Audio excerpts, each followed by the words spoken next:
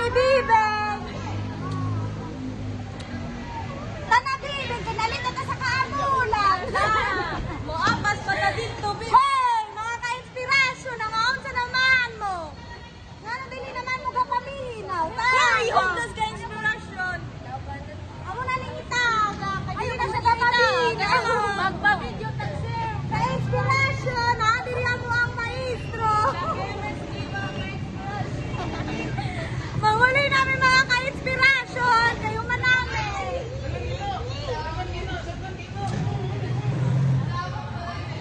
Bibing, magdali na ba? Kay malit na ito sa kaamulan.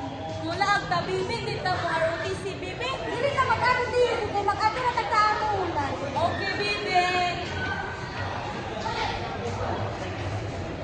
Mga ka-inspirasyon, karon kay dili naman mi mag-apil og ROTC, mag-apil na lang mi kaamulan oy.